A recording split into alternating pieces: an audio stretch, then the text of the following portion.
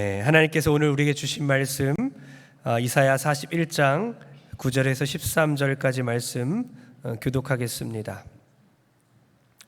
이사야 41장 9절에서 13절까지 말씀입니다.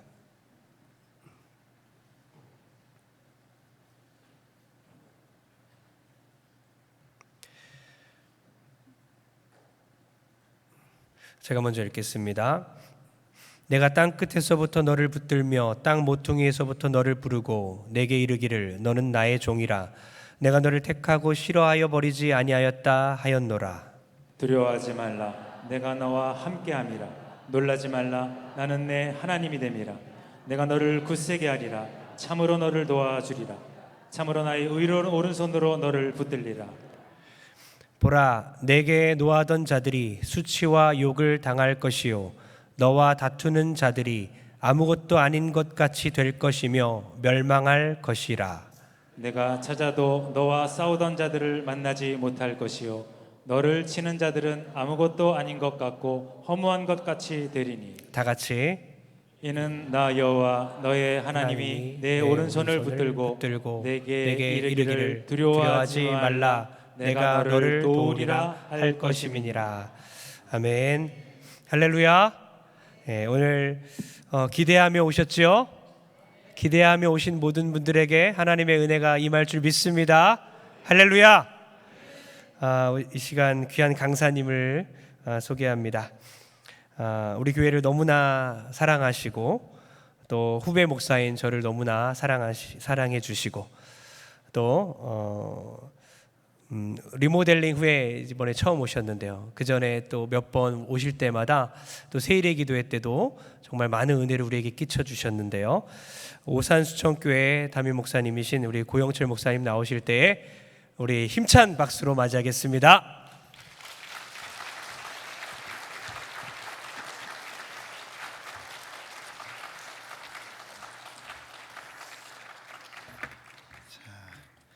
여러분 반갑습니다. 할렐루야.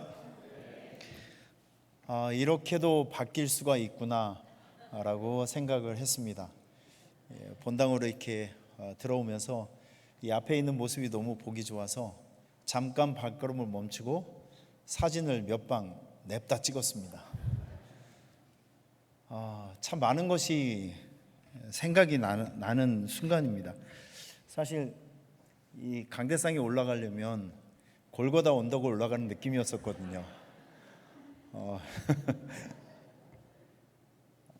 교회 스테이지가 이렇게 넓고 저는 아까 찬양할 때 보니까 여기서 뮤지컬을 우리 청년들이 잘 꾸며서 한번 하면 정말 멋있는 작품이 나오겠다. 여기 한 200명 정도는 올라와도 남는 정도의 사이즈입니다. 여러분들이 어떻게 활용을 하느냐에 따라서 여러분의 교회가 확 바뀌어질 수 있는 좋은 무대를 이제 가지게 되었는데 여러분 교회의 미래가 저는 굉장히 기대됩니다. 존말할 때 아멘 하시길 바랍니다. 여러분 교회가 이제 확 바뀐 이런 모습을 보면서 제가 2012년도에 우리 교회에 왔을 때 그때 장면이 많이 또 생각이 나요. 사진 한번 보여주세요. 제가 15년 동안 선교 사역을 마치고 2012년도에 이제 한국에 왔습니다. 우리 교회에 처음 왔을 때 그 모습을 잠깐 보여드릴게요. 방송실이 어디 있죠? 저 위에요. 방송실 아무도 없나요? 제가 사진을 몇 장 보내드렸는데, 자, 목사님 지금 연결이 됩니까 안 됩니까? 1분만요. 1분만 제가 먼저 떠들도록 하겠습니다. 어떤 상황이었었냐면 우리 교회 그래도 여러분의 그 교회는 이렇게 색깔이 그래도 우아하잖아요. 근데 우리는 완전히 빨갰어요. 그냥 예쁜 빨간색이 아니라 뭔가 거무튀틱하고 그러니까 교회만 오면 이 마음의 정서가 굉장히 어두워져요. 그리고 옛날에는 저 이 벽에 예수님의 보혈을 상징하는 그 커튼이 있죠. 우주충충한 거. 이 바닥도 여러분 리모델링 하기 전에 여러분 교회처럼 빨갛고 그리고 강대상도 이렇게 멋있는 게 아니라 그 포도나무 열매가 막 그려져 있는 빨간 것도 있죠. 엄청 큰 거, 막 성 같은 거. 의자도 빨갛고 벽돌도 빨갛고 의자도 거의 막 비슷한 색깔이고, 그리고 심지어는 저 벽에 달린 원적외선 뭐 열기구 있죠. 그런 거 안 써보셨나요? 벽에 달린 거 빨간 빛 나오는 거 있잖아요. 그것도 심지어는 빨간색이었습니다. 우리 교회 딱 들어와 보면 정말 마음이 좀 무거워요. 그리고 예배 시간에 한번 이렇게 웃으면 벼락마저 죽을 것 같은 분위기가, 그러니까 늘 교회 예배 분위기가 밝은 노래를 불러도 별로 밝질 않아요. 목사님 전달이 됐나요? 네. 사진 한번 보여주실래요? 저에게 2012년도 제가 처음 왔을 때 우리 교회 모습입니다. 이렇게 됐어요. 자, 이게 제가 유임식 끝나고 그 다음 주일날 169명 모였던 그 다음 사진 한번 보여주실래요? 다음 사진. 하여튼 실내를 한번 보세요, 여러분. 다 이제 이렇게 우주충충하게 생겼습니다. 네, 교회가 이래요. 이제 실감이 좀 나시나요? 강사가 좀 물어보면 좀 성의껏 대답 좀 한번 해봐요. 속이 터져 죽겠네 아주 그냥. 지금 여러분의 교회하고 많이 다르죠? 이런 분위기요. 근데 우리 성도님들에게 저 설득을 했습니다. 여러분, 우리 교회가 좀 잘 되기 위해서는 환경을 좀 바꿔야 됩니다. 여러분의 집은 가면 전부 멋있는 거 있죠. 이 LED 화면 이런 거 바꿔놓으니까 어떻게 눈이 좀 시원하지 않나요? 여러분 교회 집에 가보면 HD 그 탤런트나 영화배우의 얼굴에 솜털까지 보여지는 그 선명한 거 보다가 교회만 오면 눈을 이렇게 씻고 봐야 돼요. 너무 흐려가지고 이게 뭔가 언밸런스가 되는 거예요. 그리고 여러분들은 이미 고급 문화에 물들여져 있는 사람들이기 때문에 교회가 어느 정도는 문화적 수준이 좀 이게 향상이 되어야 합니다. 교회가 불편하면 절대 사람들이 안 와요. 우리 권사님 집사님들 집에서 훅가시 이딴만큼 넣고 왔는데 에어컨이 없어갖고 선풍기 바람에 이게 탑이 무너지잖아요. 다음 주에 절대 안 옵니다. 그런 게 절대 안 가요. 어느 정도 이 문화적 컨셉이 좀 맞아야 돼요. 우리 교회 성도님들에게 그걸 강조를 하고, 여러분 우리 교회가 정말 부흥이 되기 위해서는 환경이 바뀌어야 합니다. 환경이 바뀌면 의식도 바뀌고 예배 분위기도 너무 좋아질 거예요. 이렇게 하면서 제가 가지고 있는 헌금도 다, 현찰도 다 드리고 해서 어쨌든 어렵게 했습니다. 사진, 그 다음 사진 한번 보여주세요. 그리고 요 최근에 작년에 의자까지 다 바꿨습니다. 의자가 30년이 넘은 의자였어요. 그래서 이걸 어렵게 이제 리모델링을 했는데 맨 밑에가 현재 의자를 바꾼 우리 교회 모습이에요. 이렇게 되다 보니까 변화된 것들이 있어요. 저는 앞으로 여러분의 교회가 이런 투자한 것에 대한 좋은 결과물을 분명히 얻으리라고 저는 생각합니다. 우선 예배 분위기가 너무 좋아졌어요. 예배 분위기. 전에는 아까 말씀드렸죠. 예배 드리다가 웃으면 벼락 맞아 죽을 것 같은 그런 분위기였었는데 이제는 환경이 바뀌니까 사람들의 표정도 바뀌었어요. 모든 사람이 사망의 음침한 골짜기처럼 와요. 아우 정말 짜증나 힘들어 아주 그냥. 근데 이게 분위기가 바뀌니까 잘 웃고 반응도 잘 해주시고 이게 밝으니까 조는 사람도 더 잘 보여 그냥. 모든 게 너무 좋아요. 그리고요 우리 성도님들이 교회가 자랑스러운 거예요 이제는요. 그리고 옆에 있는 사람에게 우리 교회를 한번 와 봐달라는 말이 너무 쉽게 나오는 거예요. 결과적으로 이 환경을 한번 바꾸니까 생동감이 생기고 전도에 좋은 도구가 되고 예배마다 활력이 생기니까 결과적으로 교회가 이 환경을 이렇게 바꿔놓고 보니까 교회가 너무 건강해지는 거예요. 덕분에 교회도 성장을 하게 되고 교회도 부흥을 하게 되고 할렐루야. 여러분, 이런 것들은 누구누구를 위해서 하는 것이 아니라 여러분의 미래를 위한 거룩한 투자였습니다. 너무 잘하셨어요. 여러분들이 태어나서 동성교회 오셔서 제일 잘한 건 이거 바꿔놓은 겁니다. 너무너무 잘하셨어요. 현대적으로 얼마나 좋아요. 여기 혹시 뒤에 성가대 쓰는 자리인가요? 주일에 성가 여기서 하시나요? 그 목사님 설교할 때는 어디 있죠? 이렇게 내려가나요? 여기 뒤에 서 있나요?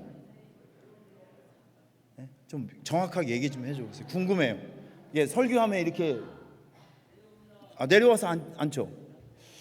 그러면 찬양할 때는 성가대가 같이 이렇게 뒤에서 찬양을 하나요? 되게 현대적이네요. 여러분 어때요? 옛날에 이렇게 성가대가 여기 있을 때하고 없을 때하고, 그리고 이 예배 분위기가 이렇게 환경이 바뀌어지기 전과 후로 비교를 해보시면 지금이 훨씬 더 좋지 않나요? 예, 교회 오고 예배가 더 기다려지고, 그리고 주변에 있는 사람에게 우리 교회 구경 한번 와보라고, 엄청 큰 TV 생겼다고 자랑도 해보고. 여러분들은 정말 좋은 선택을 하신 분들이에요. 그리고 저 여러분들에게 또 칭찬 하나 해드리고 싶은 것이, 제가 이 리모델링을 했을 당시에 돈이 너무 없으니까 공사를 하다가 7번 멈췄어요. 이거 하다가 뚝 끊기고 저거 하다가 뚝 끊기고, 정말 아슬아슬했습니다. 근데 참 신기했던 것은, 이게 공사가 좀 멈추면 전 방법이 없잖아요. 새벽기도 끝나고 그 중단되어 있는 그 현장에 가서 혼자 이렇게 서서, 하나님, 이 공사가 진행이 돼야 되는데 막혀 있어요. 하나님 좀 도와주세요. 이게 통과될 수 있도록, 넘어갈 수 있도록 하나님 힘을 좀 주십시오. 이제 혼자 그 현장에서 이렇게 서서 기도를 하면 참 신기하게도 7번 모두 그 현장에 가서 기도하고 있으면 오늘 내가 만나야 될 사람의 이름을 하나님께서 주시는 거예요. 너무 신기했습니다. 제가 그런 걸 목적해서 선 건 아니지만 이건 하나님의 배려라고 생각해요. 한 가지 예를 들면, 우리 여기 동성교회 장로님들도 잘 알고 계신 우리 조동석 장로님, 그 당시에는 집사님이셨어요.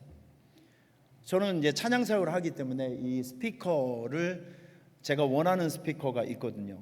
JBL 제품이었었는데 나는 그 소리가 좋아요. 그리고 찬양할 때 저에게 잘 맞는 스피커고, 난 그걸 좀 달아놓고 싶은데 돈이 없어요. 그래서 그 현장에 이거 달릴 그 자리에 눈을 꼭 감고 하나님께 기도했을 때 우리 조동석 집사님, 김금숙 집사님을 생각나게 하시더라고요. 그래서 기도한 다음에 문자를 보냈습니다. 이러이러한 상황인데 기도해 주십시오 했더니 마치 기다렸다는 듯이, 목사님 걱정하지 마세요. 한쪽은 제가, 한쪽은 우리 김 집사가 할 겁니다. 이게 두 대를 달아놓으셨어요. 여러분, 결과적으로 보면 그 두 분이 우리 교회에 이제 새로운 리더가 돼서 장로님이 되고 권사님이 되시고, 하나님께서 그의 생업에 복을 주셔서 지금은 스타벅스 사장님이 되셨습니다. 남들이 잘 될 때 배 아파하지 마시고 크게 기뻐해 주시길 바랍니다. 할렐루야. 주를 위해서 봉사하고 헌신하신 분들, 여러분, 하나님께서 그냥 두지 않습니다. 저는 이런 하나님을 믿어요. 하나님은 봉사하고 헌신하는 사람에게 귀한 보상을 해주시는 하나님. 이거 틀림없는 사실입니다. 이거 여기에 여러분들의 눈물과 희생과 헌신 다 들어있는 거예요. 지금 이거 할 때 어떤 분들은 기도로 돕고, 마음으로 돕고, 물질로 돕고, 몸으로 돕고, 시간으로 도우신 분들이 여기 다 앉아 계신 분들이에요. 왜 이런 분위기가 나오는지 난 전혀 이해를 못하겠네요. 이거 누가 했어요? 이거 다 여러분들이 한 거잖아요. 맞죠? 하나님은 여러분들이 어떤 모양으로 봉사하고 헌신을 했든지 기억하시는 하나님, 보상해 주시는 하나님, 할렐루야. 이제 앞으로 살아가면서 보세요. 하나님께서 여러분이 심은 것 1000배로 만배로 갚아주시는 그 영광의 날이 반드시 올 겁니다. 믿습니까? 하나님께 투자하시길 바랍니다. 저는 마음속에 항상 이런 말을 좀 마음에 담고 살아요. 한번 따라해 보실래요? 메뚜기도 한철이다. 말을 잘 기억하시길 바랍니다. 메뚜기는 두 철이 아니라 딱 한 철이에요. 메뚜기가 활동할 수 있는 시즌이 딱 한 철이에요. 세상 사람들은 돈 많을 때가 전성기라고 합니다. 그리고 힘이 있을 때가 전성기라고 합니다. 젊을 때가 전성기라고 해요. 그러면 우리 예수 믿는 사람들의 전성기는 언제일까요? 하나님의 손에 붙들려 쓰임받고 있을 때가 인생의 전성기입니다. 공감하시는 분 아멘? 나이하고 상관없어요. 우리 오늘 여기서 싱어 하시는 분들 보니까 음정 박자고 전혀 상관이 없는데 인생의 전성기를 다 살아가고 있는 분들이 말귀를 못 알아들으시네. 그것도 은사요. 여러분, 세상은 젊을 때가 전성기라고 하지만 우리 예수 믿는 사람, 이 영적 세계에서는요, 하나님의 손에 붙들려 내가 쓰임받고 있을 때, 그때가 바로 전성기입니다.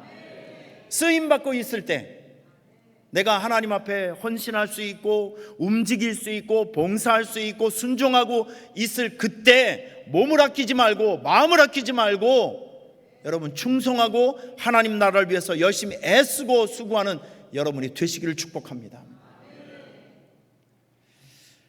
제가 선교사로 처음에 갔을 때 훈련을 받고 있을 때 제일 두려웠던 것이 영어 설교예요. 선교사는 가면 현지어로 설교를 할 수 있어야 되잖아요. 처음에 갔는데 너무 어려운 거예요. 사실 이 한국말로 설교도 어려워요. 조는 사람 깨워야죠. 아멘을 안 하면 아멘을 안 한다고 잔소리도 해야 되죠. 뭐 5만 가지 생각이 다. 한국말로 설교하는 것도 보통이 아니에요. 엄청난 전략이 필요하고 엄청난 에너지가 많이 투자되는데 가서 배운 영어로 뭐를 하겠습니까? 이제 뭐 몇 달밖에 되지 않았는데 고민이 많았어요. 근데 저를 가르쳐 주었던 우리 선배 목사님께서 저에게 하루는 그런 얘기를 하시더라고요. 고성교사 일로 와봐. 영어 설교 때문에 스트레스 많이 받지? 네, 많이 받아요. 잘하려고 하지 말고 당신이 잘할 수 있는 몇 문장이라도 완벽하게 외우고 열심히 연습해서 강단에 올라갔을 때 뭐 잘하려고 하지 말고 내가 전달해 주고 싶은 그 몇 가지 메시지를 성심을 다해서 진심을 다해서 간절한 마음으로 그거 몇 마디 되지 않은 거 10번 20번 힘있게 외치고 내려오면 성도들은 내용과 상관이 없이 당신이 열심히 하고 있는 그 태도 때문에 은혜를 받는다. 이걸 가르쳐 주시더라고요. 저는 거기서 굉장히 큰 것을 깨닫게 되었습니다. 무엇이냐면 하나님은 결과에 집중하시는 것이 아니라 우리가 일하고 있는 그 태도 때문에 감동을 받고 성도들도 마찬가지입니다. 실력이 문제가 아니라 앞장서서 일하고 있는 사람들이 어떤 태도를 가지고 사역을 하는가, 그 태도를 보고 마음의 문을 열고 감동과 은혜를 받는다는 사실을 저는 깨닫게 되었습니다. 저는 그때 결심을 했어요. 어떤 결심을 했냐면 뭐든지 열심히 하자. 이럴 줄 알았어. 이놈의 집구석들은 그냥. 아니 좀 아멘 좀 한번 해봐요. 뭐가 퍼 죽겠네 아주 그냥. 아멘도 열심히 좀 하고 기도도 열심히 하고. 여러분 실력은 2등 할 수는 있지만 우리가 열심히는 할 수 있잖아요. 저는 그때부터 마음을 고쳐먹고 진짜 열심히 합니다. 진짜 열심히 뭐든지 열심히 하자. 설교도 열심히 하고 전도도 열심히 하고 기도도 열심히 하고. 아니 실력은 2등을 할 수는 있지만 열심히 하는 거 1등 할 수 있잖아요. 여러분 우리가 기왕에 예수 믿고 기왕에 한 번 인생을 살아가는 거 우리 열심히 한번 해봅시다. 열심히 하는 거 아름답지 않아요? 열심히 찬양하는 거 보기 좋지 않나요? 음정박자 상관없어요. 뭐 그런 거 상관없어. 그냥 단음만 불러도 괜찮아. 열심히 하는 거 몇 년 전에 우리 교회 김문호 목사님께서 부흥회를 오셨어요. 사진으로 보이는 이분. 목사님이 새벽 예배를 마치고 막 뛰어나가시는 거예요. 목사님 어디 가세요? 나 고흥 간다. 여러분, 오산하고 고흥까지 몇 킬로 떨어졌냐면 340킬로 떨어져 있어요. 어디 가신다고요? 잔소리 말고 이따가 저녁에 보세요. 막 가시더라고요. 택시 타고 막 가셔요. 나중에 알고 보니까 그 고흥에 무슨 연합 집회가 있었나 봐요. 그 큰 집회도 아니에요. 근데 세상에 오산에서 그 KTX를 타고 고흥까지 가서 집회를 마치고 다시 오산으로 오는 거예요. 목사님 지금 제정신이냐고. 목사님 건강도 안 좋으신데 이렇게 장거리로 갔다 오시면 어떻게 하시냐고 그랬더니 목사님께서 아주 저를 많이 쳐다보면서 저에게 이런 얘기를 하시더라고요. 고 목사 잘 들어라잉. 메뚜기도 한철이다. 메뚜기도 한철이다. 하나님께서 아무나 쓰시지 않는다는 거예요. 촛대를 뺏기지 않기 위해서 열심히 하라는 거예요. 저는 그 한마디가 저에게는 천둥과 같은 메시지를 저에게 주었습니다. 지금 제 옆에 서 있는 이분은 대한민국에서 가장 바쁘고 가장 잘 나가고 가장 훌륭한 부흥 강사님으로 지금 일하고 있는 분이에요. 나보다 훨씬 더 크신 분, 나보다 훨씬 유명하신 분도 이렇게 분초를 아껴가며 열심히 일을 하고 있더라고요. 근데 나는 이분보다 훨씬 더 덜 유명하고 훨씬 더 작은 교회에서 목회를 하고 있는 나는 비교가 되는 거예요. 내가 정신 바짝 차려야 되겠다. 하나님께서 고 목사 잘 들어라. 네 주변에 너보다 훌륭한 사람 엄청 많대이. 정신 바짝 차려라. 여러분 맞잖아요. 하나님 아쉬운 거 없어요. 우리 주변에 우리보다 잘난 사람, 똑똑한 사람, 힘 있는 사람 엄청 많이 있거든요. 만약에 우리가 게으름 부리고 우리의 마음이 변질되거나 잘못되면 촛대를 뽑아서 그 사람에게 주고 그 사람에게 전성기의 능력을 준다고 하면 우리는 뭐가 되냐고요. 저는 거기서 굉장히 큰 걸 다시 한번 깨닫게 됩니다. 내가 정신 바짝 차려야 되겠다. 촛대를 뺏기지 않기 위해서 열심히 살아야 되겠다. 여러분들도 같은 도전이 있기를 축복합니다. 촛대를 뺏기지 않기 위해서 부단히 노력하셔야 돼요. 방법은 하나입니다. 옛날 일들은 다 잊어버리시고, 할렐루야. 옛날에 물어보면 목사님 그런 얘기 하지마. 나 옛날에 찬양대 많이 했고 전도도 많이 했고 옛날에 뭣도 많이 했고 뭣도 많이 했고. 그럼 물어볼게요. 지금은 하나님은 과거를 보시는 분이 아니라 지금의 믿음을 보시고 지금의 신앙생활의 태도를 보시는 분이 우리 하나님이시라는 것을 꼭 기억하셔야 됩니다. 여러분 우리 자신 스스로의 믿음을 한번 점검해 보시죠. 내가 구원받을 만한 지금의 믿음이 있는가 한번 생각해 보시죠. 옛날에 많이 했다면요. 옛날은 옛날입니다. 지금 중요한 것은 지금의 믿음, 지금의 헌신, 지금의 충성, 지금의 열심이 필요한 것입니다. 옛날 일도 어떤 일을 했든지 간에 잊어버리세요. 그리고 정말 경기장에 처음 나간 사람들처럼 그런 단단한 또 야무진 마음을 가지고 신앙생활에 전심전력하는 우리 동선교회 성도님들이 되시기를 축복합니다. 마음에 새기세요. 한번 따라해 보실래요? 메뚜기도 한철. 다시요. 마음에 새기며 메뚜기도 한철. 기왕에 우리 예수 믿는 거 열심히 믿읍시다. 또 열심히 기도합시다. 열심히 아멘도 하시고요. 할렐루야. 한 번밖에 없는 인생 부끄럽지 않게 하나님 앞에 섰을 때 너 진짜 잘했다, 멋졌다, 우리 아들 최고야 라고 하는 칭찬과 영광을 받을 수 있는 그런 모습들이, 그런 마지막 순간들이 저와 여러분들에게 꼭 있었으면 좋겠습니다. 없어질 것에 목숨 걸지 마시고요. 영원히 남을 것, 그리고 하나님이 기억하시는 일, 그리고 영적인 일에 목숨을 걸고 충성하는 저와 여러분이 되셨으면 너무 좋겠어요. 할렐루야. 여러분, 이렇게 살다 보면 하나님께서 그 사람 가만두지 않습니다. 사실은 이 목회를 하면서 그 목사 가정의 개인적인 일들은 말하기가 참 어려워요. 근데 이번에 이제 원고를 쓰는데 이게 사실 여러 번 고민을 했습니다. 무슨 얘기를 좀 하고 싶었냐면, 우리 둘째 아들이 있었어요. 얘는 필리핀에서 태어났습니다. 한국에 이제 왔는데 한국말은 하는데 일반 학교에 들어가지 못할 그런 교육 체계를 가지고 있어요. 어렵게 송탄 국제학교에서 졸업을 했는데 한국 대학교를 못 갑니다. 그래서 어렵게 지인을 통해서 하와이에 있는 그 조그만 주립대학교가 있어요. 여기는 등록금이 굉장히 싸요. 한국하고 거의 비슷합니다. 근데 거기를 어렵게 보냈는데 1년 마치고 나서 보따리 싸들고 또 왔어요. 아빠, 나 학교 못 다니겠어. 그리고 어디를 갔냐면 특전사를 갔습니다. 이놈이. 저는 여러분 자녀가 이제 특전사 간다고 이렇게 막 하면 제발 좀 말려주세요. 제가 4년 7개월 동안 하루도 편할 날이 없었습니다. 왜냐하면 훈련만 가면 뭐 다리가 부러지든지 뭐 옆구리 뼈가 부러지든지, 하여튼 훈련만 나가면 몇 사람이 다 그냥 몸이 다 부서져서 와요.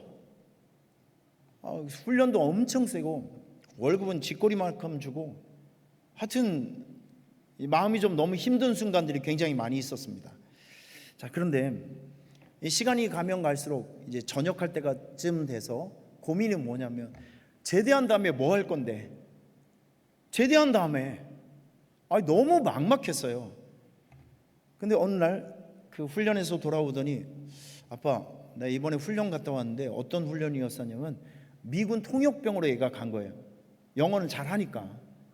미군 통역병으로 가서 뭘 했냐면, 미군들이 미군 공격 폭격기 비행기 조종사하고 서로 연락을 해서 이 지점에 폭탄을 떨어뜨려 주세요라고는 좌표를 찍고 이렇게 알려주는, 이런 걸 한참 하다 보니까 얘가 항공 쪽에 눈을 뜨게 되었습니다. 비행기. 그러면서 나도 이쪽 사업에 좀 근무를 한다든지 미래를 개척하면 좋겠다, 이제 막연하게 그런 얘기를 하더라고요. 그런데 이것도 하나님의 참 섭리인 것 같아요. 제가 우간다를 사역을 하면서 두바이에 있는 선교사님을 알게 되었는데, 선교사님이 한국에 나와서 무슨 이런저런 얘기를 하고 있던 중에 어떤 정보를 주셨냐면, 두바이의 아랍에미레이트 항공에서 기장 파일럿을 길러내는 학교가 있다는 것을 알려줬습니다. 그래서 우리 아들에게 알려줬더니 10개월 동안 공부를 하더라고요. 근무를 하면서. 그리고 작년 1월 달에 시험을 보러 갔습니다. 아랍에미레이트 그 기장학교, 항공학교에 시험을 보러 갔어요. 근데 그 학교는 특이한 것이 부모 면접도 봐요. 부모 면접, 후원자 면접도 봐요. 그래서 애를 먼저 보내놓고 전 주일날 설교 마치고 저도 이제 갔습니다. 갔더니 시험 보러 여러 나라에서 왔는데, 영국에서도 스위스에서도 미국에서도 오고 하여튼 다국적 17명이 왔습니다.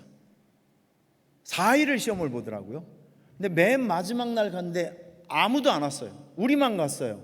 나중에 알고 보니까 17명 중에서 얘만 합격이 된 거예요. 딱 한 명.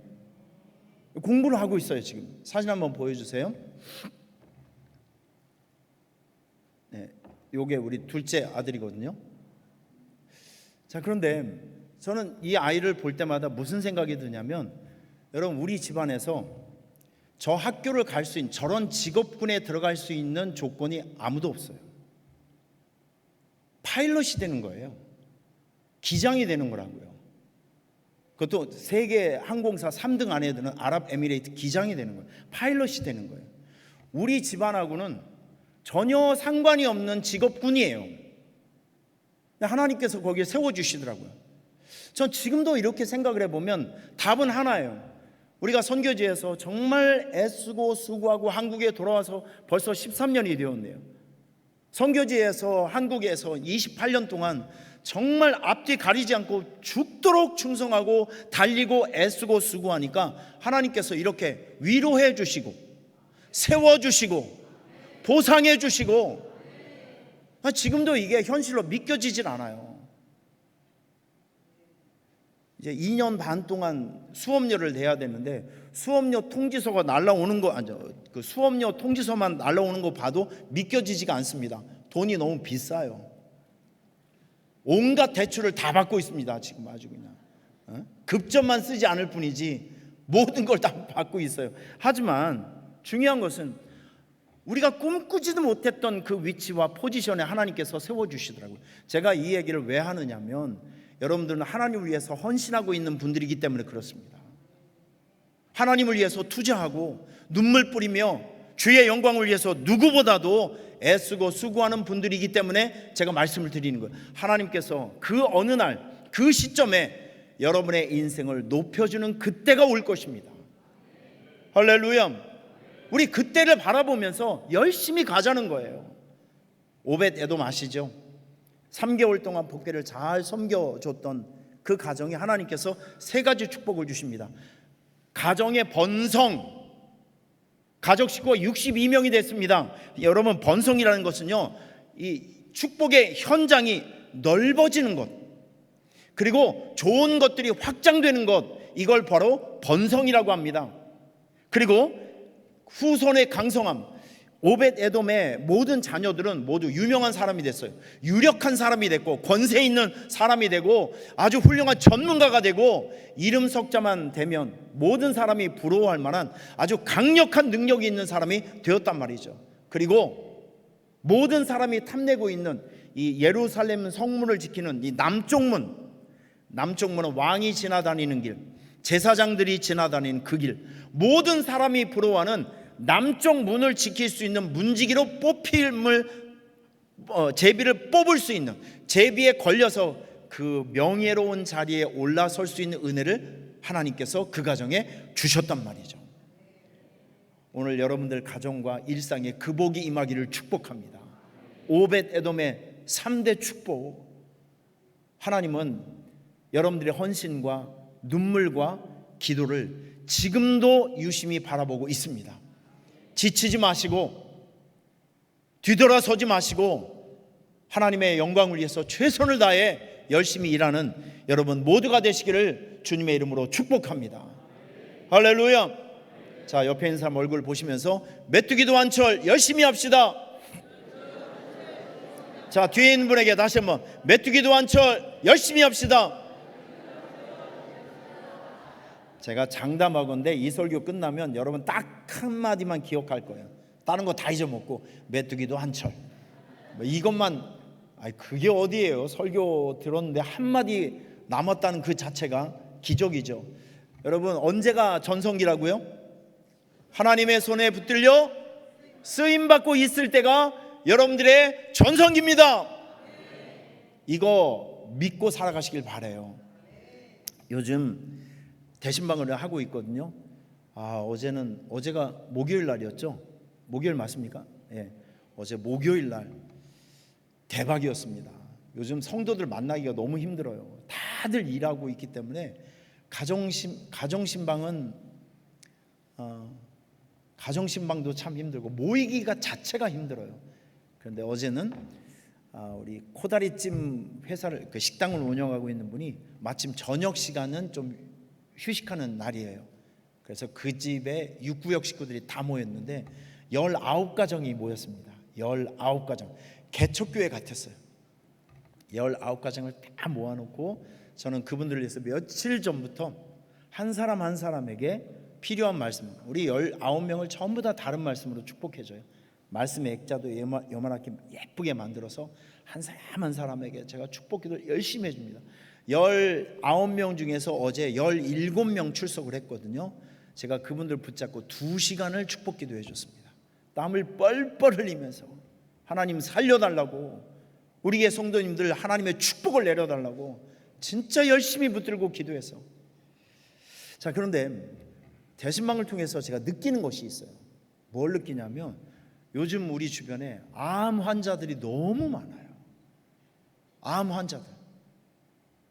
사람들이 이렇게 만나보면 그 마음 그 가장 중심에 뭐가 있냐면 전부 두려움 때문에, 목사님 저 암이 전이 되면 어떻게 하죠? 며칠 전에는 우리 권사님이 막 눈물 막 찾아왔어요. 목사님 우리 딸이 시집 갔는데 지금 7개월째 임신 7개월인데 얘가 벌써 뱃속에서 나오려고 한대요. 우리 아기 떨어지면 어떻게 하냐고 막 나에게 울면, 아니 권사님 좀 진정 좀 하시라고. 사람들이 이렇게 만나보면 목사님 나 투자를 얼마 했는데 이게 원금이 나에게 안 돌아올 것 같아요. 사업이 망할 것 같아요. 전부 이게 만나보면 두려움 속에서 벌벌 떨고 있는 사람들이 너무나도 많이 있어요. 두려움, 혹시 여러분들에게는 두려움이 없으신지요? 두려움, 지금 여러분들의 생각과 마음을 짓누르고 있는 이 두려움, 이 두려움의 문제가 이게 우리 교인들뿐만 아니라 이 시대를 살아가고 있는 여러분들도 다 지금 그 함정에서 우리가 좀 헤어나와야 되는데 그러질 못하고 있어요. 저는 성도들 유심히 봅니다. 이 두려움을 극복하지 못하면 하지 말아야 될 일들을 하더라고요. 두려움은 성령께서 주시는 마음이 아니라 누가 주는 마음일까요? 마귀, 사단이 주는 마음입니다. 두려움은, 이 마음의 두려움은 성령의 정서가 아니에요. 마귀의 어둠의 그림자고 마귀가 주는 마음이에요. 여러분 이 두려운 마음이 있으면 하지 말아야 될 일들을 하게 됩니다. 관계성을 다 망쳐놔 버려요. 그리고 사람들이 꼼짝하지 못하도록 제약을 걸어 놓습니다. 아무것도 하지 못해요. 오늘 제가 이 말씀의 목표를 세운 것도 우리 성도님들이 요즘 이렇게 잘 만나다 보니까 이 문제가 보통 문제가 아니에요. 지금 경제적인 문제로, 어려운 문제로, 이런저런 어려운 문제로 지금 한숨 속에 살아가고 있는 분들, 어려움 속에 살아가고 있는 분들이 너무나도 많이 있어요. 제가 필드에서 만나고 있는 많은 분들을 보면 그런 문제들 때문에 너무 고민하고 아파하고 있는 분들이 너무나도 많이 있어요. 지금은 교회가 위로가 필요한 시대입니다. 만나는 성도들마다 여러분 진심으로 위로해 주시기를 부탁을 드리겠습니다. 누구 보면 먼저 좀 아는 척 하시고 한번 따라해 보실래요? 집사님, 권차님 이제 서로 얼굴 보시고 괜찮으세요? 한번 해보실래요? 좀 진심으로 한번 얘기를 해봐요.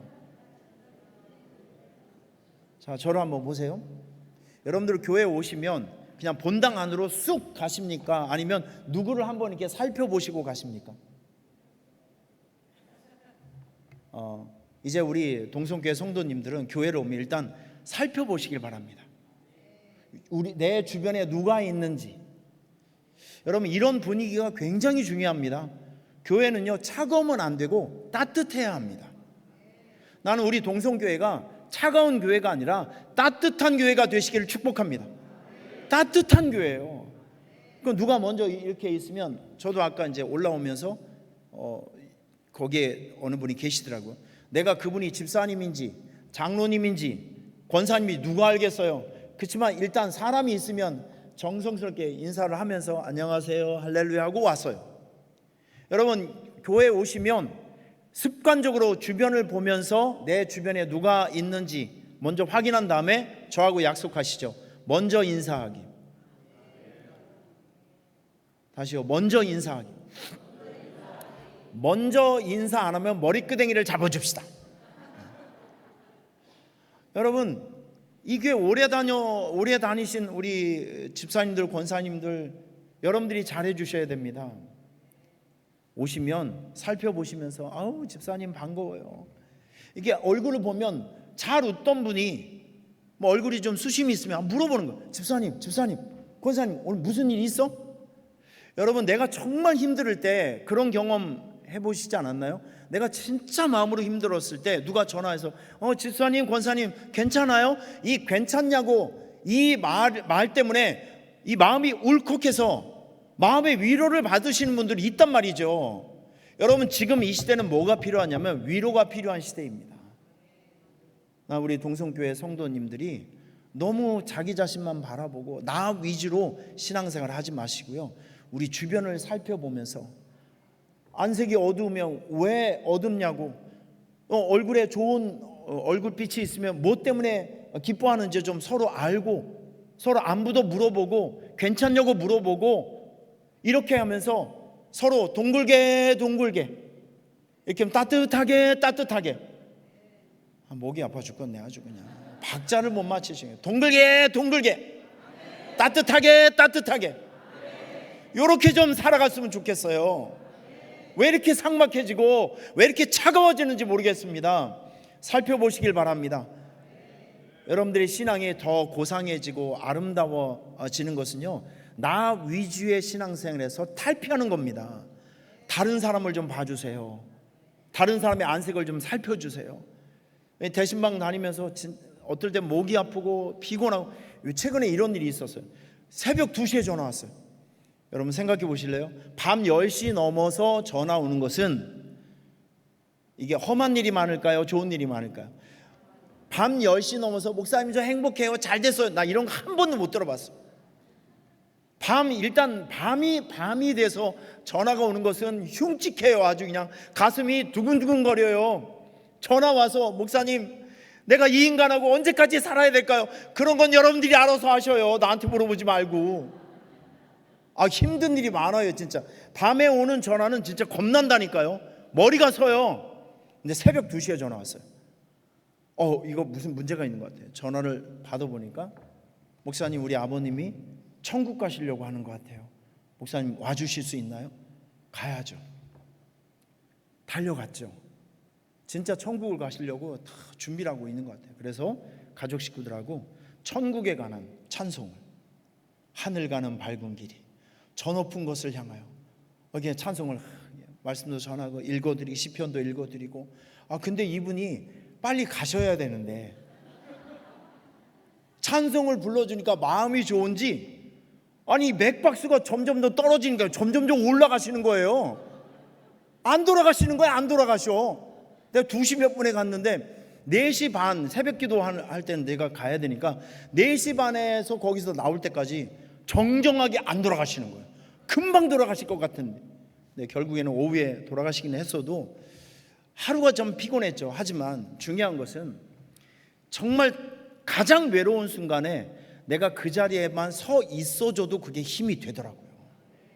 여러분 우리는 그런 존재가 되었으면 좋겠습니다.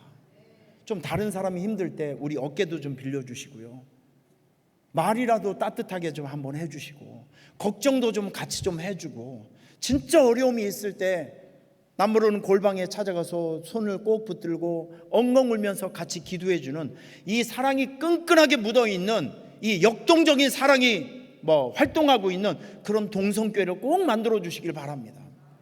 제가 대신방을 하면서 그런 걸 참 많이 느껴요.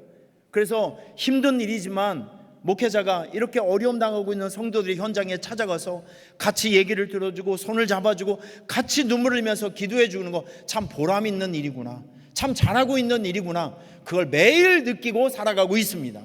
할렐루야. 여러분의 교회에도 이런 사랑의 나눔들이 상식처럼 진행되는 그런 아름다운 일들이 있기를 축복합니다. 저는 이 설교를 준비하면서 오늘 여러분들에게 꼭 3가지를 좀 알려드리고 싶어요. 두려움을 극복할 수 있는 영적 방법이 있어요. 두려움을 극복할 수 있는. 자, 이제 여러분 이제 얼마 안 남았어요. 저는 설교를 오래 못해요. 3시간 안에 깔끔하게 끝낼 거니까 걱정 놓으시고 저를 한번 모시길 바랍니다. 진짜 짧게 할게요. 이것만 좀 기억해 주시길 바랍니다. 두려움을 극복하지 못하면 여러분들은 평생 마귀의 종노릇을 할 수밖에 없습니다.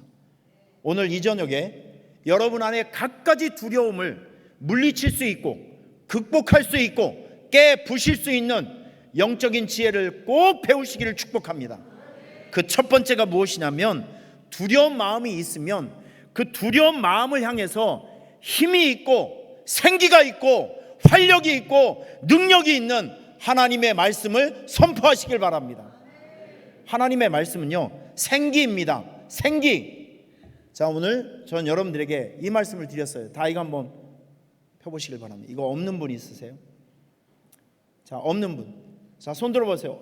남들이 있으면, 남들이 있는 거 나만 없으면 또 이게 시험거리가 됩니다. 자, 없는 분 손 들어보세요. 갖다 드릴 테니까 여기 앞에, 여기 몇 분 있습니다. 갖다 주시죠.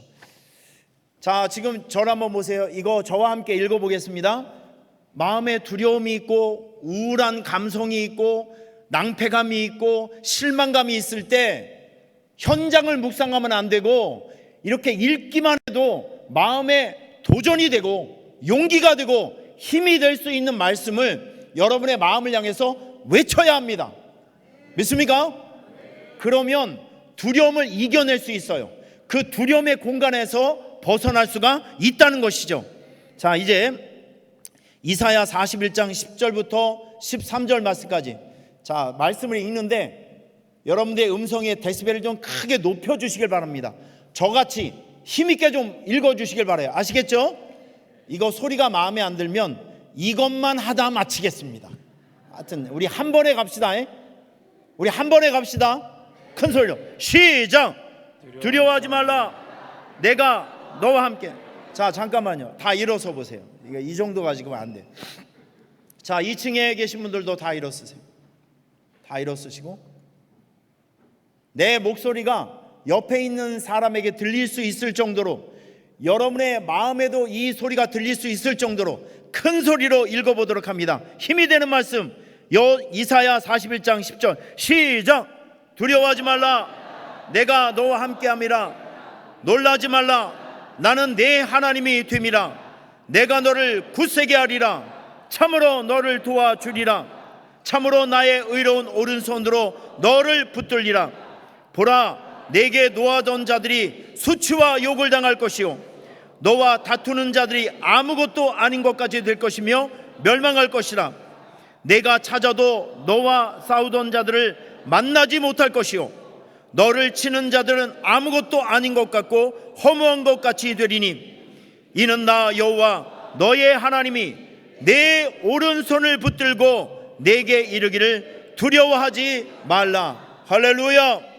자, 여호수아 1장 9절입니다. 시작. 내가 내게 명령한 것이 아니냐. 강하고 담대하라. 두려워하지 말며 놀라지 말라. 내가 어디로 가든지 내 하나님 여호와가 너와 함께 하느니라. 아멘. 자, 이제 시편 37편인데 여호와의 손이 나옵니다. 시작. 여호와께서 사람의 걸음을 정하시고 그의 길을 기뻐하시나니 그는 넘어지나 아주 엎드러지지 아니함은 여호와께서 그의 손으로 붙드심이로다. 할렐루야. 여러분, 마음의 절망감과 두려움이 있을 때 이런 말씀 한번 외쳐보세요. 이사야 60편 시작. 다시는 강포한 일이 내 땅에 들리지 않을 것이요, 황폐와 파멸이 내 국경 안에 다시 없을 것이며, 내가 내 성벽을 구원이라 내 성물을 찬송이라 부를 것이라.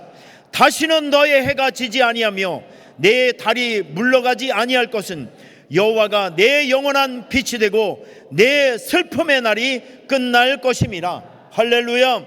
고린도전서 10장 시작. 사람이 감당할 시험 밖에는 너희가 당한 것이 없나니 오직 하나님은 미쁘사 너희가 감당하지 못할 시험 당함을 허락하지 아니하시고 시험 당할 즈음에 또한 피할 길을 내사 너희로 능히 감당하게 하시느니라. 아멘. 마지막으로 시작. 내 이름을 경외하는 너희에게는 공의로운 해가 떠올라서 치료하는 광선을 비추리니 너희가 나가서 외양간에서 나온 송아지같이 뛰리라. 할렐루야. 여러분 다 앉아주세요. 제가 여러 말 하지 않겠습니다. 마음에 우울한 마음이 있거나 낭패감과 실망감과 자꾸 우울한 마음이 들고 두려운 마음이 있을 때 오늘 이거 잊어버리지 말고 여기에서 몇 말씀이라도 이 말씀 한번 외쳐보시길 바라요. 그러면 정서가 환기됩니다. 마음의 용기가 생겨요. 마음의 소망이 생겨요. 하나님의 말씀이 들어오면 활력이 생긴다니까요. 달려가도 뛰어가도 피곤하지 않는 용기가 생기고 힘이 생긴다는 것이죠. 할렐루야. 여러분 이 말씀을 꼭 기억하시고 마음이 두렵고 힘들고 어려울 때 생기가 되는 하나님의 말씀을 외치시길 바랍니다. 자, 두 번째 한번 따라해 보시길 바랍니다. 명령기도. 자, 조금 더 크게. 명령기도. 예수님께서 갈릴리 바다에 가셨을 때 큰 태풍이 일어났습니다. 제자들이 깜짝 놀라서 죽게 됐으니까 예수님을 깨워왔어요. 이때 예수님께서 바다를 향해서 지금 큰 파도가 일어나고 있는 그 성난 파도를 향해서 한마디를 외치셨습니다. 고요하고 잠잠하라. 여러분, 예수님께서 부탁한 거 아니에요. Please, 고요하고 잠잠하라. 이게 아니에요. 우리 예수님은 주인 하나님의 권위를 가지고 자연에게도 명령하셨습니다. 고요하고 잠잠하라. 여러분, 마귀 사단이 제일 싫어하는 게 뭔지 아십니까? 예수님의 이름으로 선포하는 것을 제일 싫어합니다. 여러분의 기도가 권세가 있다는 것을 여러분 스스로가 아셔야 합니다. 마음에 두려움이 있을 때, 마음이 자꾸 무너질 때, 안 좋은 생각이 들 때 가만히 있지 마시고 명령 기도하셔야 됩니다. 내 어둠의 마음을 향해서. 지쳐있고 자꾸 두려운 마음이 들고 위축되는 여러분의 마음을 향해서 내 영혼아 살아날지어다, 회복될지어다. 여러분, 그 환경을 향해서도 명령할 수 있어야 합니다. 며칠 전에 사업장을 갔어요. 저 혼자 오래요. 사업하시는 분인데 쇠를 막 절단하고 굉장히 험한 일을 하시는 분인데 여자분이세요. 그쪽 업종에서 한 25년 정도 그 사업을 하시는 분인데 저 혼자 오래요. 뭔가 할 얘기가 많은 것 같아요. 아니나 다를까 가서 봤더니 이 목에 흉터가 있어요. 그러니까 이 집사님께서 투자한 것은 많은데 원금 회수도 안 되고 지금 사업적으로 보면 엄청 위기에 빠져 있는 상황이에요. 그러니까 그러다 보니까 남들에게 빌린 돈을 갚지 못하니까 그 돈을 빌려준 사람이 깡패를 보냈어요. 며칠 전에. 돈 내놓으라고 사무실까지 와서 직원들 앞에서 그 깡패가, 여자 집사님이 키가 한 150밖에 되지 않아요. 그 사람들 앞에서 그 멱살잡이를 당해서 이 목에 막 상처까지 다 나 있더라고요. 참 마음이 안타까웠습니다. 이 한 고비를 넘으면 분명히 이분은 살아날 수 있는 그런 상황인데 제가 마지막으로 집사님과 함께 공장에 섰어요. 직원들도 다 뒤에 서 있는데 우리 두 손 높이 들고 제가 기도했어요. 하나님 살려주십시오. 하나님 살려주세요. 하나님 살려주십시오. 여러분, 답답할 때 이 기도가 제일 파워풀합니다. 하나님 나를 불쌍히 여겨주세요. 이 한마디에 많은 것이 담겨져 있습니다. 그리고 저는 두 손 높이 들고 계속 기도했습니다. 명령 기도했습니다. 열리고 풀릴지어다. 열리고 풀릴지어다. 명령 기도했습니다. 돈의 문제, 관계의 문제, 이 계약의 문제, 꽁꽁 묶여있는 것들이 너무 많이 있어요. 여러분, 그 묶임을 향해서 저는 선포했습니다. 내가 예수의 이름으로 명하노니 열리고 풀릴지어다. 열리고 풀릴지어다. 저녁에 문자가 왔어요. 목사님 이상한 일이 생겼대요. 목사님이 가시고 난 다음에 어느 업체에서 견적서를 하나 보내달라. 내가 이런 물건이 필요한데 이게 단가가 얼마가 되는지 정리해서 보내달라고. 그래서 제법 물량이 돼서 정리를 잘해서 보내줬더니 물건도 안 받았는데 뭐가 급한지 그 회사에서 현찰을 먼저 보내줬어요. 이런 일이 있을 수가 없는 일이거든요. 요즘은 물건을 받아도 돈을 안 줘요. 근데 이 몇 천만 원 돈을 물건도 안 받았는데 기왕에 줄 돈이니까 미리 돈을 보낸다고 이런 일이 생기더라고요. 여러분, 그게 금요일 날 막아야 될 그 돈 그 일부였어요. 이거 안 막으면 큰일 나는데 하나님께서 우리의 명령 기도를 들으셔서 한 고비를 또 넘어가게 해주시더라고요. 할렐루야. 여러분, 지금 여러분에게 있는 영적 권세 사용하시길 바랍니다. 명령 기도하세요. 묶여져 있는 환경에 묶여져 있는 그 매듭을 향해서 노력하고 애써도 잘 풀려지지 않는 여러분의 현실을 향해서 마음속에 두려운 문제가 있는 그 문제를 향해서 여러분께서 인정사정 봐주지 말고 명령 기도하셔야 됩니다. 내가 예수의 이름으로 명하노니 평안할지어다. 열리고 풀릴지어다. 자, 이제 훈련 저하고 이제 같이 한번 해보겠습니다. 여러분 두 손 주먹 이렇게 한번 들어보세요. 자, 아주 훈련을 잘 돼요. 이 전도 사역을 많이 하셨다 보니까 포스가 좀 나오는 것 같네요.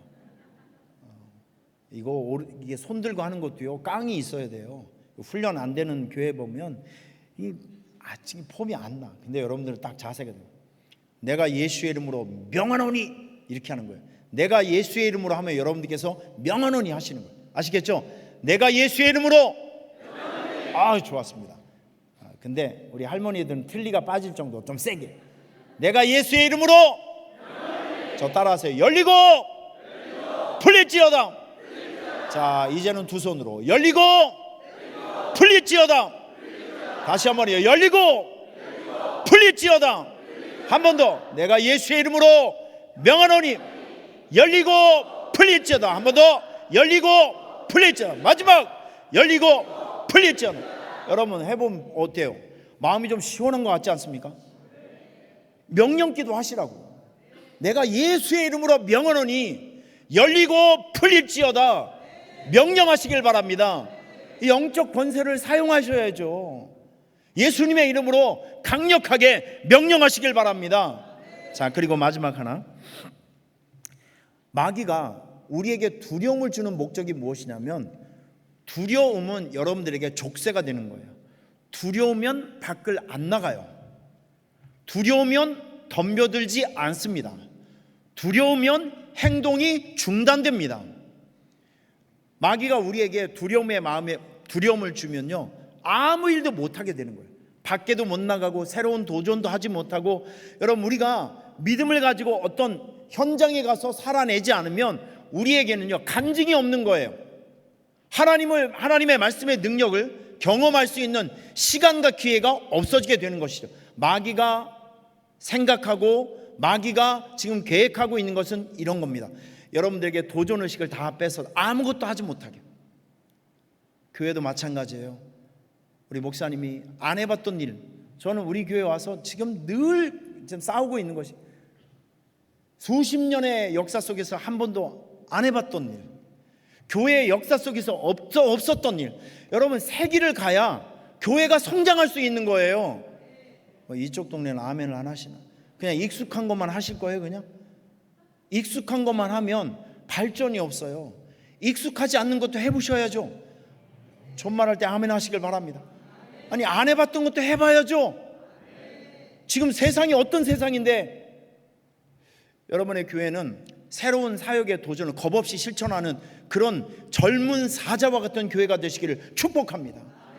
새로운 사역이 나오면 칭찬해주고 박수 쳐주면서 그 일을 한번 해보셔야 합니다. 그 일을 한번 해보면 여러분의 신앙의 영역이 이렇게 커지는 거예요.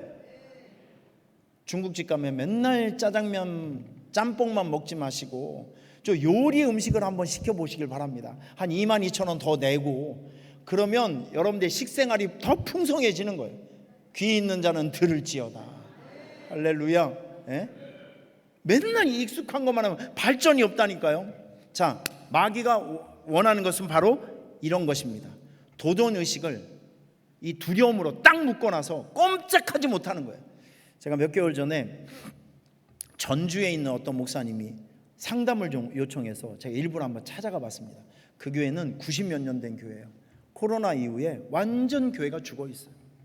목사님도 목회의 의지가 아무것도 없어요. 그냥 은퇴 날만 기다리고 있는 이런 상황이다.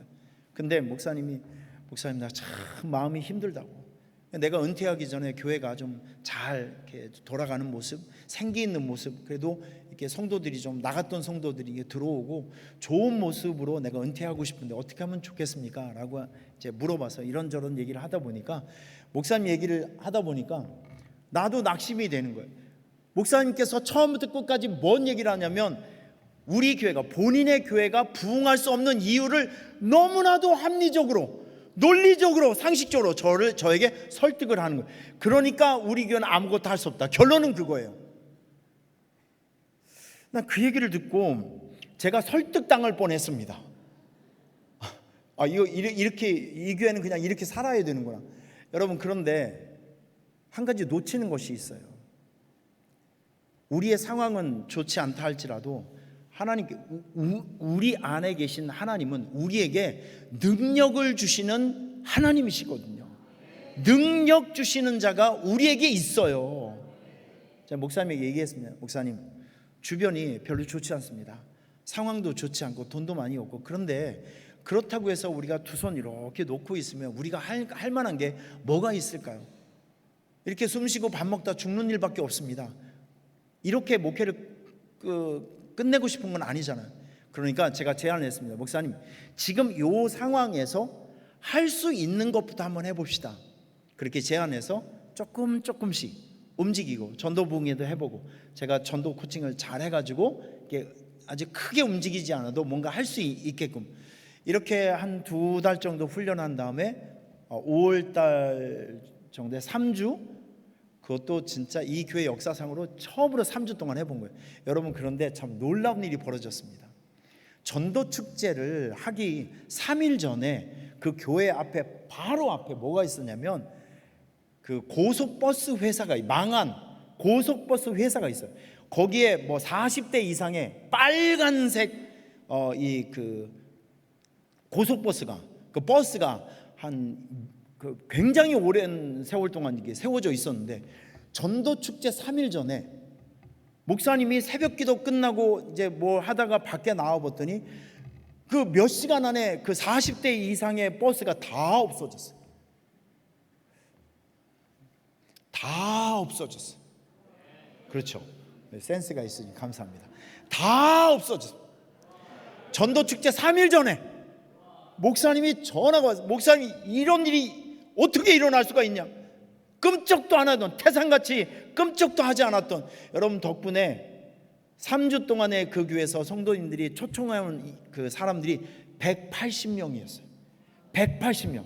그리고 2달 동안에 그 교회 등록한 성도가 32명이었습니다.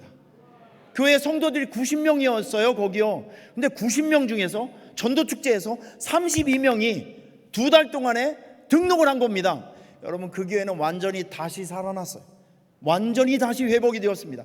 목사님이 가끔 전화를 해보면, 목사님, 저 목회 다시 하고 싶고 은퇴를 안 하고 싶다는 거예요. 그래서 목사님, 그러면 안 됩니다. 후배를 위해서 빨리 은퇴하셔야 된다고 제가 열심히 설득하고 있어요. 하면 내가 할 수 있는, 지금이라도 뭔가를 할 수 있는 일, 이 조금만 도전을 안 된다, 못한다 이런 생각을 버리고 지금 내가 할 수 있는 것부터 찾아서 시작을 하면, 여러분, 이것이 새로운 성공과 성공을 잇는 교량, 다리의 역할이 될 수 있다는 것이죠. 여러분, 할 수 없다고 생각하면 아무것도 못합니다. 근데 나에게 능력 주시는 자가 있으니까 나는 그분을 의지해서 나는 한 발자국이라도 움직일 수 있다라고 생각하시고 뭔가를 시작해 보시길 바랍니다. 그러면 두려움은 변해서 확신이 될 것입니다. 우리 교회 75세 되는 권사님이 한 분 계세요. 제가 작년에 그런 얘기를 했어요. 여러분, 올해는 성경을 한번 다 읽어봅시다. 그리고 이 손발이 멀쩡한 사람은 창세기부터 요한계시 언제일지는 모르겠지만 성경을 한번 써봅시다. 캠페인을 벌였어요.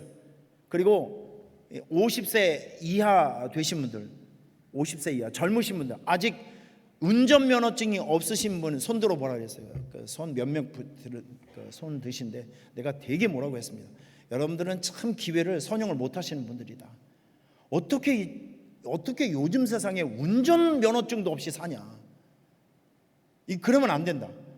운전면허증이라도 따고, 젊음이 있을 때, 암기력이 있을 때 미래를 위해서 뭔가 국가고시에 도전해서 자격증도 한번 따고. 그래서 우리 교인들 전체가 나는 전문가가 좀 됐으면 좋겠다, 이런 얘기를 막 했거든요. 그런데 여러분, 그 말을 75세 된 우리 권사님이 아주 레마의 말씀으로 받아들인 거예요. 이 권사님이 작년부터 지금까지 성경을 이제 쓰기 시작합니다. 아직 다 안 썼어요. 쓰기 시작합니다. 이분은 청소를 하시는 권사님이세요. 남편이 몸이 아파요. 자기가 벌어서 남편을 이렇게 이제 보필을 하면서 살고 계신, 몸이 참 약하신 권사님이에요. 근데 성경을 쓰고 있습니다. 그런데 더 놀라운 것은 작년 연말 때쯤에 권사님이 나에게 감사원금을 가지고 찾아왔어요. 뭐예요? 그랬더니, 목사님, 정말 감사하다고. 사연이 그렇습니다. 이분이요, 그 설계 한번 그 도전을 받고 무슨 공부를 시작했냐면 남편을 돌보기 위한 요양보호사 자격증에 75세 때 도전해서 10개월 만에 그걸 따셨어요. 제가 그거 자격증 가지고 감성 이렇게 와서 이제 오셨을 때 눈물이 나더라고요. 권사님 정말 잘하셨습니다. 75세 된 할머니들도 자격증을 따는데 여러분들은 뭐 하고 있습니까? 제가 이 얘기를 하고 싶은 거예요. 핑계 대지 마시고요. 우리 권사님은 머리도 안 좋아요. 체력도 안 좋아요. 경제력도 없어요. 그래도 해내잖아요. 못한다, 안 된다라고 하면 변명을 해놓으면 할 거 아무것도 없어요. 하지만 나에게 능력 주시는 자가 있기 때문에 나는 이겨낼 수 있다라는 마음을 가지고 뭔가를 시작해 보시기를 바랍니다. 할렐루야. 그러면 여러분들은 전문가가 될 수 있고 여러분들은 뭔가를 해낼 수 있는 긍정적인 사람이 될 것이라고 저는 분명히 확신합니다. 여러분, 두려움을 이겨내기 위해서는 지금 뭔가 하는 것이 중요합니다. 지금 시작해도, 지금 조금만 움직여도 할 수 있는 일이 있다면 겁없이 그 일을 도전해 보시기를 추천해 드리겠습니다. 할렐루야.